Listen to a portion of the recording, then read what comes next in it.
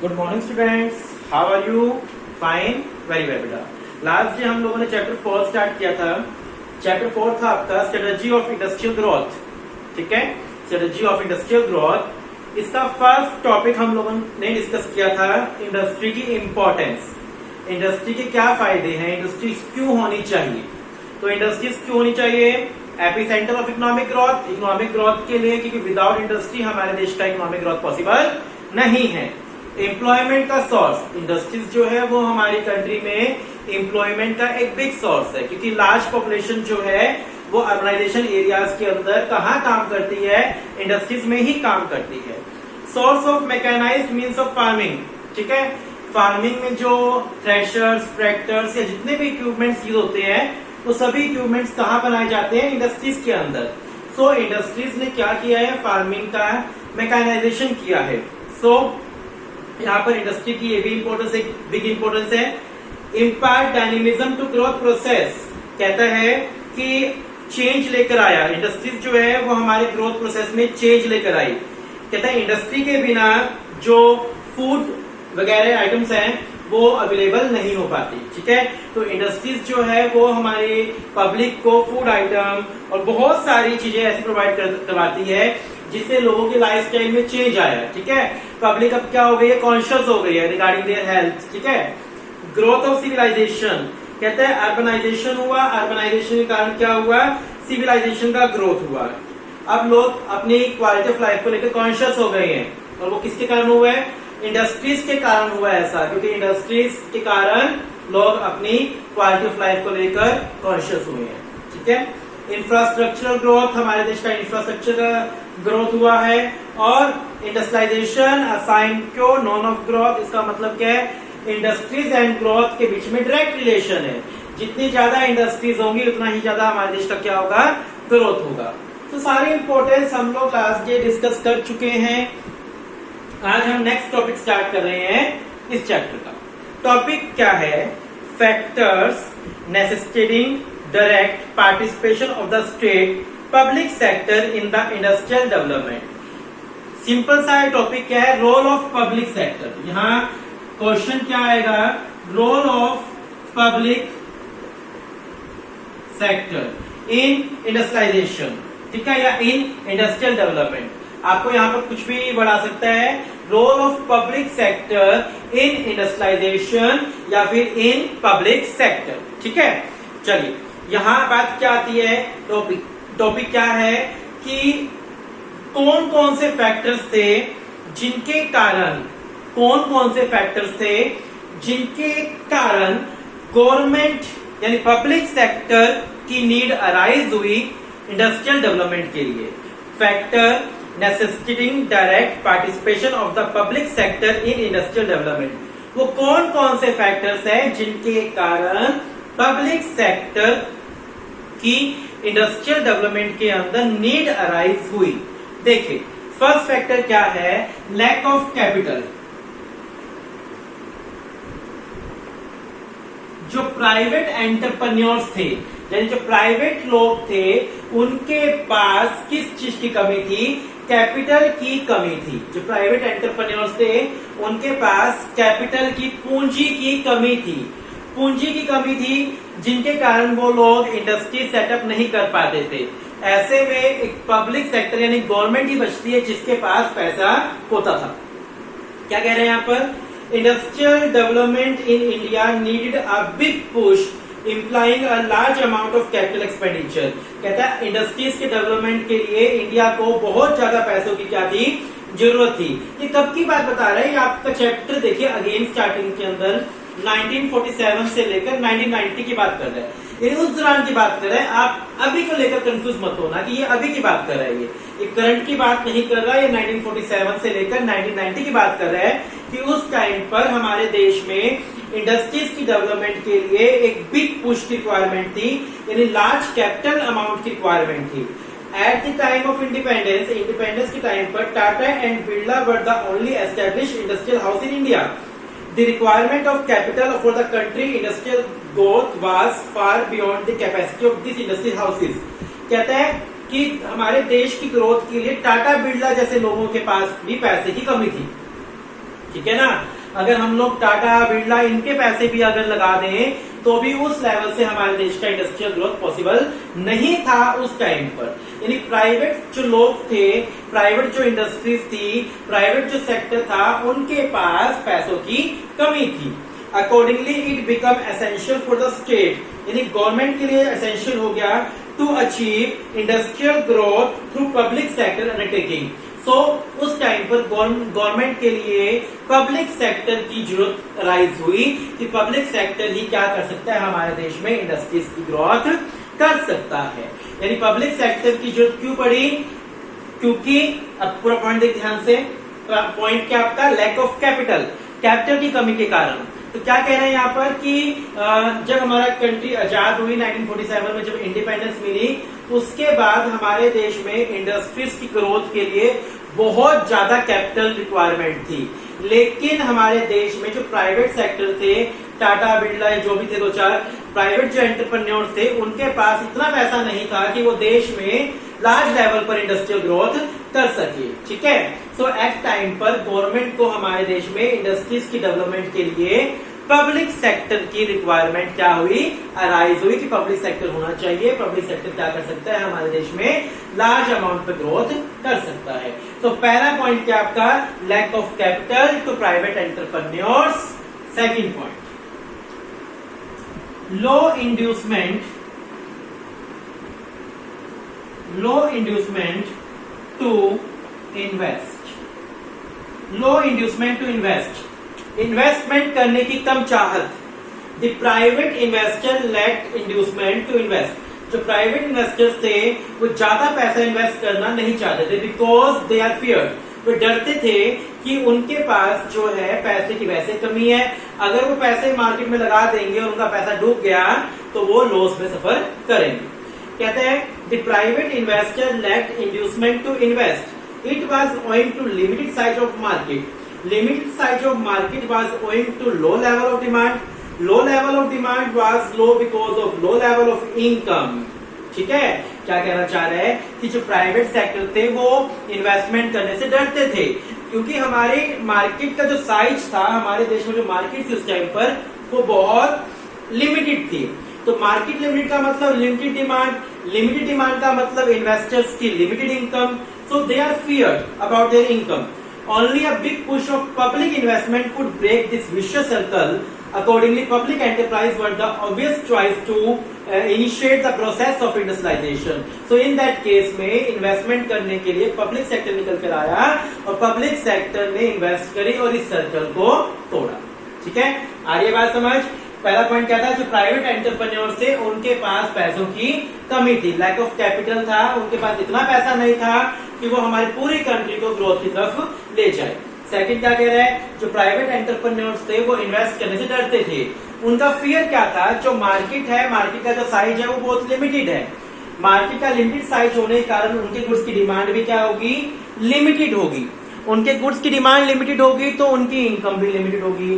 सो उनका एक बहुत बड़ा रीजन ये था कि वो लोग डरते थे कि हम इन्वेस्टमेंट कम करें। ग्रोथ विद सोशल जस्टिस,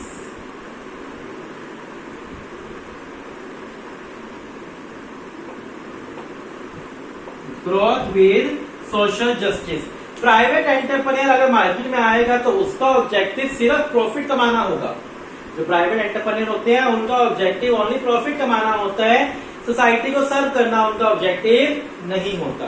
तो क्या कह रहे हैं, जो प्राइवेट एंटरप्रेन्योर्स हैं यहाँ पर, वो लोग क्या करते हैं, वो तो सिर्फ ग्रोथ करेंगे तो अपनी ग्रोथ करेंगे, सोशल जस्टिस नहीं देखेंगे।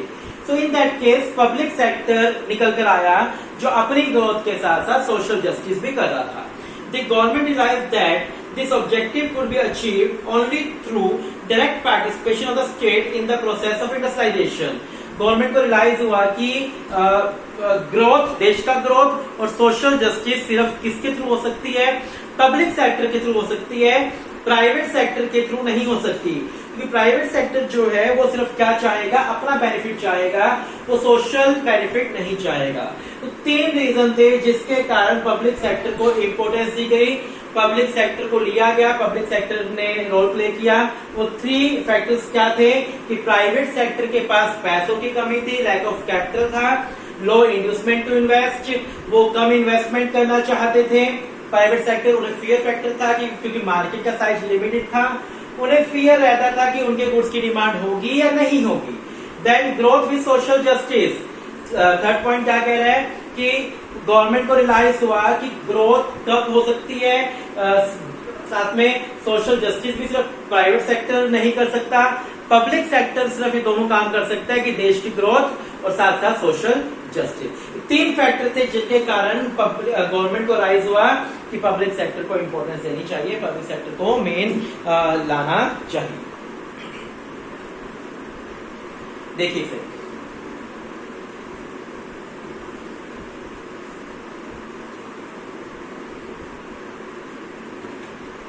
नेक्स्ट टॉपिक आपका आईपीआर 1956।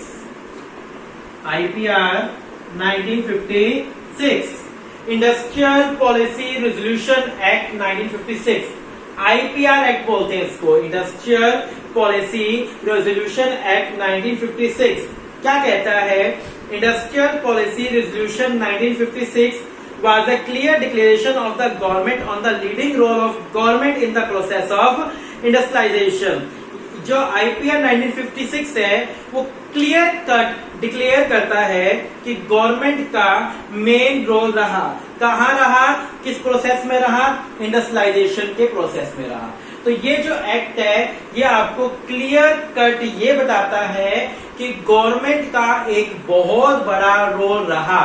कहाँ रहा बहुत बड़ा रोल, किसमें रहा? इंडस्ट्रियलाइजेशन के अंदर बिग रोल रहा। क्या बताता है? आईपीआर 1956। क्लियर बिल्कुल। आईपीआर 1956 आपको ये बताता है कि गवर्नमेंट का हमारे देश में इंडस्ट्रियलाइजेशन के अंदर एक बहुत बड़ा रोल रहा। Clear, got it. देखिए क्या रोल रहा। 3-fold क्लासिफिकेशन ऑफ इंडस्ट्री, पढ़ते रहिए ध्यान से। 3-fold classification of industries. 3-fold classification of industries. 3-fold classification of industries. देखिए industries were classified into 3 categories. Industries को 3 कैटेगरीज में डिवाइड कर दिया गया। Those which would be establish and developed exclusively as public sector enterprise, कि एक तो public sector enterprise, ठीक है। सेकंड क्या कह रहे हैं? Those which could be establish both as private and public sector enterprise, however the private sector was to play only a secondary role, new enterprise were to be established primarily in the public sector। इसने क्या कहा पहले point में? जो भी बंदा industry खोलता है वो इंडस्ट्री पब्लिक सेक्टर कहलाएगी, ठीक है। कोई भी बंदा इंडस्ट्री खोलेगा प्राइमरीली सबसे पहले तो पब्लिक एंटरप्राइज कहलाएगी। अगर एक बंदा public plus private and industry खोल रहा है तो जो प्राइमरी सेकेंडरी रहेगा रोल किसका? प्राइवेट सेक्टर का। तो प्राइवेट सेक्टर का रोल सेकेंडरी रहेगा। आपने सुना ना मिक्स इंडस्ट्री होती है, पब्लिक प्लस प्राइवेट, तो प्राइवेट सेक्टर का रोल क्या रहेगा? सेकेंडरी, ठीक है। आपको पॉइंट समझ आ रहा है? पहला पॉइंट क्या है आईपीआर रेजोल्यूशन का? 3-fold classification of industry. Industries को 3 क्लास में डिवाइड कर दिया। पहला क्या कि कोई भी पर्सन इंडस्ट्री एस्टेब्लिश करेगा तो वो इंडस्ट्री पब्लिक सेक्टर होगी। अगर एक person public plus private industry establish करता है तो प्राइवेट सेक्टर को सेकेंडरी रोल दिया जाएगा। प्राइवेट सेक्टर को सेकेंडरी रोल दिया जाएगा। All industries other than in categories 1 and 2 were left to private sector. बाकी सारी इंडस्ट्रीज क्या कहलाएंगी? प्राइवेट सेक्टर कहलाएंगी, ठीक है। बात आ रही समझ? Second point, industrial licensing. Industrial license. Industrial licensing क्या कहता है? Industries in the private sector could be established only through a license from the government. The basic idea of licensing policy was to encourage industry in the backward region of the country. This was to promote regional equality. क्या कहता है? कोई भी बंदा private industry खोलना चाहेगा तो उसको पहले क्या लेना पड़ेगा? लाइसेंस गवर्नमेंट से, ठीक है। A licence was needed only not only for establishing a new enterprise but also for expanding production capacity of the existing one. अगर कोई प्राइवेट सेक्टर अपने बिजनेस को एक्सपेंड भी करना चाहता है, अपने बिजनेस को क्या करना चाहता है, एक्सपेंड करना चाहता है, तो उसको अपने बिजनेस को एक्सपेंड करने के लिए भी लाइसेंस लेना पड़ेगा। तो इससे क्या होगा कि ज्यादा से ज्यादा पब्लिक सेक्टर खोलना चाहेंगे, ठीक है, इस कंसेप्ट से। सेकंड पॉइंट में क्या बोल रहे हैं, इंडस्ट्रियल लाइसेंसिंग में क्या बोल रहे हैं कि गवर्नमेंट ने रूल बना दिया कि कोई भी बंदा प्राइवेट सेक्टर में काम करना चाहता है, प्राइवेट इंडस्ट्री खोलना चाहता है, तो पहले उसको क्या लेना पड़ेगा, लाइसेंस लेना पड़ेगा, ठीक है, क्या लेना पड़ेगा, लाइसेंस, ठीक है। प्राइवेट सेक्टर के लिए एक रूल और बना दिया कि सिर्फ न्यू बिजनेस खोलने के लिए लाइसेंस नहीं, अगर आप अपना बिजनेस एक्सपेंड भी करना चाहते हो तो भी आपको क्या लेना पड़ेगा, लाइसेंस लेना पड़ेगा। This was to regulate the allocation of resource to different uses. The focus was to promote social welfare rather than private profit. इसके पीछे मेन मोटिव क्या था, सोशल वेलफेयर। आपको दोनों पॉइंट अच्छे से क्लियर है, दोनों पॉइंट। इसमें क्या किया, इंडस्ट्रीज को 3 पार्ट में क्लासिफाई कर दिया, एक पब्लिक इंडस्ट्री, एक प्राइवेट इंडस्ट्री, एक पब्लिक प्लस प्राइवेट। जो पब्लिक इंडस्ट्री होंगी उनको लाइसेंस नहीं लेना, जो पब्लिक प्लस प्राइवेट इंडस्ट्री खोलेगा तो उसके अंदर प्राइवेट सेक्टर का रोल सेकेंडरी रहेगा, ठीक है। कोई भी नई इंडस्ट्री खुलेगी तो पहले पब्लिक सेक्टर में खुलेगी, ठीक है। इसके अलावा सारी इंडस्ट्रीज क्या कहलाएंगी, प्राइवेट। सेकंड में क्या बोल रहा है कि कोई भी प्राइवेट इंडस्ट्री खोलता है तो उसको पहले क्या लेना पड़ेगा, लाइसेंस लेना पड़ेगा। विदाउट लाइसेंस वो इंडस्ट्री नहीं खोल सकता। अगर कोई प्राइवेट सेक्टर पहले से मौजूद है, उसको अपना बिजनेस क्या करना है, एक्सपेंड करना है, तो भी उसको क्या लेना पड़ेगा, लाइसेंस लेना पड़ेगा, अपना बिजनेस क्या करने के लिए, एक्सपेंड करने के लिए, ठीक है। थर्ड है industrial concession. Third point industrial concession, last IPR solution का last point, concession. Industrial concession,